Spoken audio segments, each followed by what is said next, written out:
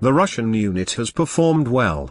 Like Britain's elite Special Air Service Regiment, which Colonel Charlie Beckwith based the Delta Force on when he created the unit, KSSO does not have many of the expensive hardware and support infrastructure that its American counterpart does.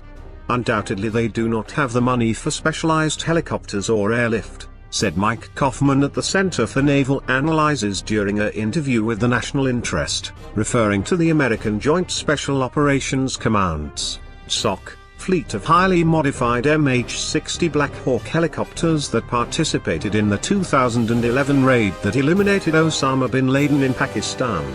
But somehow SOF has been getting the job done long before many of those gadgets came along.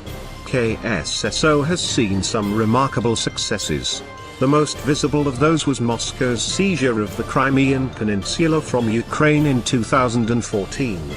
The KSSO's first combat deployment was the rather memorable annexation of Crimea, particularly the initial seizure of the Crimean Parliament, Kaufman told the Cipher Brief. This operation spawned the moniker Polite People, by which Russian special forces have come to be referenced in popular culture. The elite unit has also fought during Russia's intervention in Syria. In September 2015, the KSSO moved on to Syria, where it has taken on an increasingly visible role in support of Russian combat operations, Kaufman told the Cipher Brief.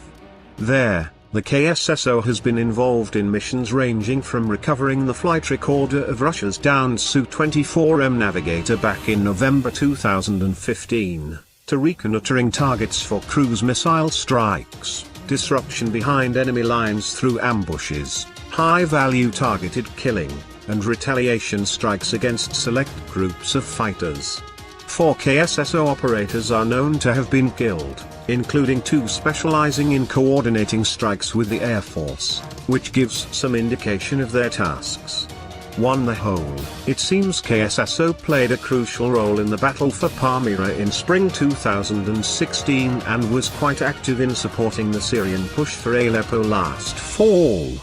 Nonetheless, the 2,000-man-strong KSSO, which perhaps bears more than a passing resemblance to Delta's parent command, SOC, is still a work in progress and Russia continues to build up its capabilities.